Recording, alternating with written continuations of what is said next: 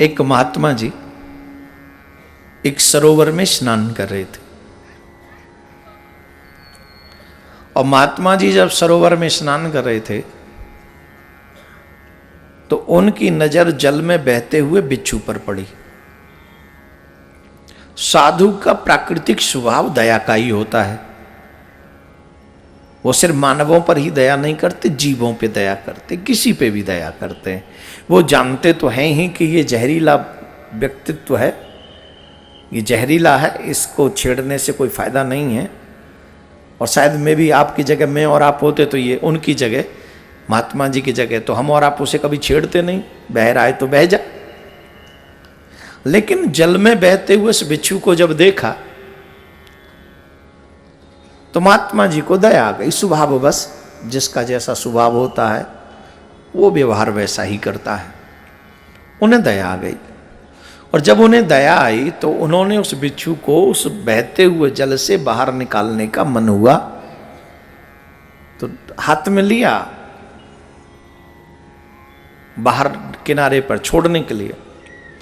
लेकिन जैसे ही उन्होंने हाथ में लिया, बिच्छू का, संत का स्वभाव है दया करना और बिच्छू का स्वभाव क्या है, डंक मारना। उसने अपना प्रभाव दिखाया, उसने डंक मारा, इतनी जोर से डंक मारा कि अब बिच्छू का काटा हुआ, जो बिच्छू काट ले भयंकर वेदना होती है।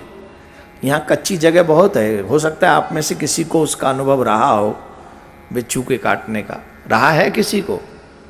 और कितने अनुभव हैं भाई, यहाँ तो बहुत है। अच्छा बताइए कितना दर्द होता है, हैं?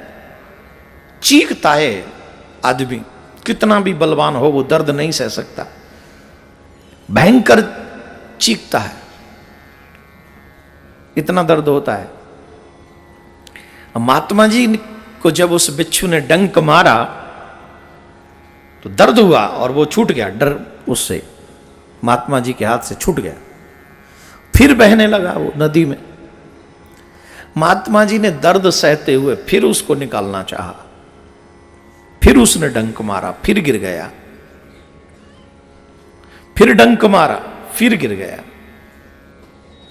महात्मा जी ने फिर ट्राई किया, फिर डंक मारा, फिर गिर गया।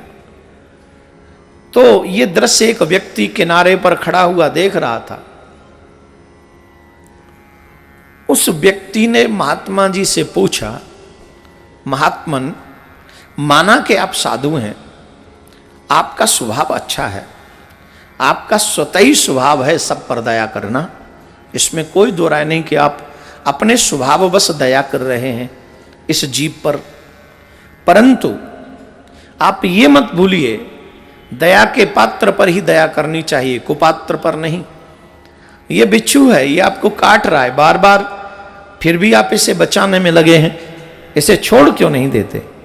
कम से कम अपने दर्द को तो संभालिए।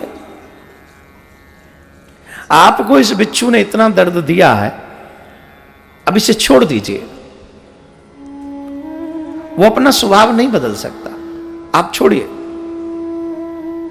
ध्यान देने योग्य बात है।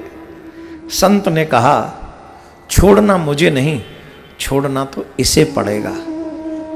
मेरा स्वभाव तो दया करने का है, तो दया करना तो दया धर्म को मूल है, वो धर्म का मूल है दया करना। तो मैं अच्छाई नहीं छोड़ सकता, किसी के जीवन को जीवन दान देना ये अच्छा कार्य है, मुझे अच्छा कार्य नहीं छोड़ना है। किसी को डंक मारना ये बुरी बात है, ये गलत बात है। अगर छोड़नी है तो ये डंक मारने वाली बुराई इसको छोड़नी चाहिए, मुझे अच्छाई क्यों छोड़नी, मैं अच्छाई क्यों छोड़ूं? छोड़ना है तो ये अपनी बुराई छोड़े। आप सबसे मेरा एक ही निवेदन है, ये सत्य है, जीवन में कभी कभी अच्छे लोग या मोस्टली अच्छे लोग परेशान होते हैं, उन्हें परीक्षाएं देनी पड़ती हैं, उन्हें कई बार यह साबित करना पड़ता है कि हम अच्छे हैं। लेकिन अगर आपने अच्छाई छोड़ दी तो आप अच्छे हैं कैसे? आप अच्छे हैं कैसे जब अच्छाई छोड़ ही दोगे? स्थिति परिस्थितियों को बदलने में जब विपरीत परिस्थितियां आ जाएं और आप अपनी अच्छाई छोड़ दो तो फिर आप अच्छे नहीं हो। आपका टाइम अच्छा था तो आप अच्छे बन गए, जब बुरा वक्त आया तो आप बुरे बन गए। तो आप तो समय के साथ बदलते गए, फिर आप अच्छे भी नहीं हो और आप बुरे भी नहीं हो। Sometimes you are good, sometimes you are bad. तो बोले बदलना हो तो सिर्फ बुरे लोगों को बदलना चाहिए, अच्छे लोगों को कभी अपनी अच्छाई नहीं छोड़नी चाहिए। अच्छे लोगों को अपना कार्य करते रहना चाहिए, क्योंकि आपके अच्छे कर्मों की वजह से ही ये समाज टिका हुआ है, ये संसार टिका हुआ है।